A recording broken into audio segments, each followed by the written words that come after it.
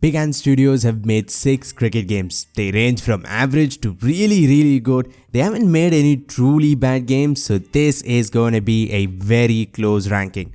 At number 6, we have Don Bradman Cricket 17. In my opinion, it is the weakest game in the series. It's their only game that I don't play often. Again, this game wasn't bad, but compared to the others, it just wasn't fun. It was almost broken at launch, it wasn't very realistic. I mean, even basic cricketing sense was missing in this game. I remember no matter how hard you tried, you just could not hit a boundary with a ground shot. Batting was still above average, but games before it were better and games ever since have also been better. Don Bradman 17 also had some issues that carried over from DBC 14. I wasn't a big fan of bowling in DBC 14. They changed bowling mechanics a little bit here, but it was just not fun. Bowling felt like bowling in games from the 2000s. You just wanted to simulate it most of the time, and even when you bowled, you just zoned out. This game had Australian licenses, which started the whole licensing craze.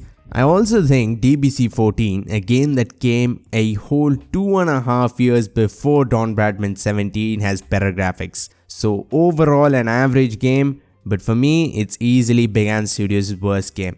At number 5, Cricket 19. Now this is a controversial opinion because for some of you this is your favorite game and I can totally see why. Cricket 19 is actually a pretty good game. It was something fresh, something we hadn't seen in 10 years, and it also reminded us of something that we played our entire childhood. 19 is an absolute blast. There's not a single dull moment when you're playing it, except for maybe test matches. All they need to do is incorporate IPL licenses here and the game will get a second life. There is no better game to play T20 cricket. It's fast paced, something is always happening. It had all the shots in the world and every shot looked flawless. It was also the only Big Ant game that is somewhat easy, which is great for people who are playing cricket games for the first time, and it clearly worked. 19 sold more than any Big Ant game and it is not surprising at all.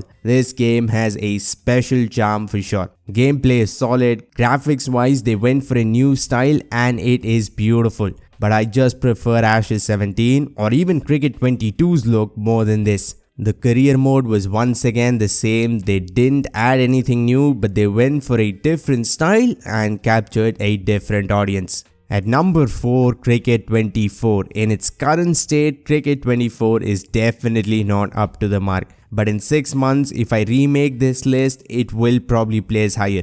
Because the game has a lot of potential, but it also has a lot of issues currently. Playing this game now is like watching really bad stand-up comedy. It'll make you laugh for a while and then it will just make you angry. I think it will end up better than Cricket 22. I mean, they're almost the same game. 24 is basically a newer, buggier version of 22. So once bugs say their goodbyes, it will be clearly better than Cricket 22. They didn't do anything right before launch, but these last 2 patches have been pretty good. Let's hope things keep improving. They've tried and tested gameplay for a decade and this is the closest to perfection they have gotten. That is gameplay. Yeah, AI is still dumb, so fielding is still awful. Running between the wickets, wicket keepers, all of those things can be improved. But when the game is in your control and not the AI, it runs pretty well. That's why I say gameplay here is the closest they have gotten to perfection. Batting is outstanding. We have more shots than ever before, more range than ever. Sometimes AI bowlers and fielders will annoy you, but those issues can be fixed, and once they are, you will see how good Cricket 24's batting truly is. Like many other things, bowling has gotten better with these recent patches. The only disappointing thing is the career mode, and that is not going to improve even a little, so we have to make peace with that. At number 3, Cricket 22. Turns out the game we have played for the last 2 years is a really good game. This game improved so much over its lifespan. Gameplay wise, graphics wise, But one thing they couldn't fix was, of course, the not so intelligent artificial intelligence. The thing that Cricket 22 is better at than every other game in this list is the career mode. Cricket 22's career has more to do than Cricket 24's career, which is ridiculous, but it is true. So until the next cricket game, Cricket 26, comes out, if you want to play the best cricket career out there, you will have to play 22. This was the first game where everything was fun. Batting, bowling, T20 cricket, Test cricket, it had no real weak links at all. 22 is a very good game, but it's still not as memorable as number 1 and 2 in this list. At number 2, Don Bradman Cricket 14. To make a game like this on your first attempt is something extraordinary. Big Ant have been criticized a lot recently, and rightfully so, but when DBC 14 came out, it was the best cricket game we had ever seen. It finally gave us freedom when batting, it gave us the first ever cricket career.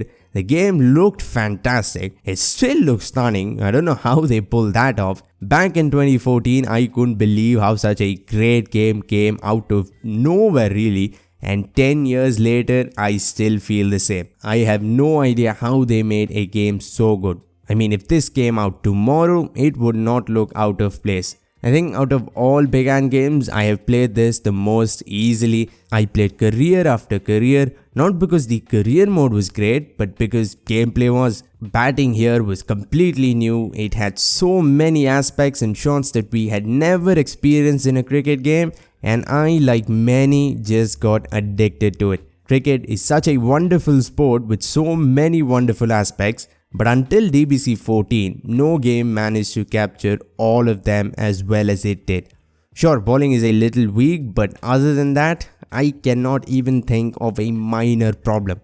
And at number 1, Ashes Cricket 2017. The more I play this game, the more I want to play this game. This is without a question the most realistic cricket game. It's not even a competition. No cricket game has captured realism better than Ashes 17. People who are casual fans of the sport of cricket think it's very slow and boring. Yeah, it is slow, but it's the only sport in the world that can keep your attention for 5 days straight. And the only game that recreates that feeling of seeing a close, exciting test match is Ashes 17. They already had pretty good batting mechanics. On top of that, Ashes 17 comes out with a complex, perfectly balanced bowling system that keeps 100% of your attention. I mean, in real life and in 99% of games, batting is more fun than bowling. But not here. You just get addicted to bowling ball after ball, over after over. It even captures the little things, the sweet sound of ball hitting bat, batsman tapping his bat, opening bowlers beating the outside edge over and over. Gameplay is a perfectly balanced battle of ball and bat. So whichever side you are on, you will just have fun. The brutal difficulty also plays a factor. You have to learn every little thing and execute perfectly, but once you do, it is so satisfying. Even 6 years later, Ashes Cricket 2017 is the best cricket game made by Big Ant and maybe even the best cricket game ever made. Well, that was my ranking. Make sure to leave your own rankings down below. Click the video on screen to see the latest Big Ant cricket game, Cricket 24, reviewed. For now, subscribe for more content. Thanks for watching and have a great day wherever you are.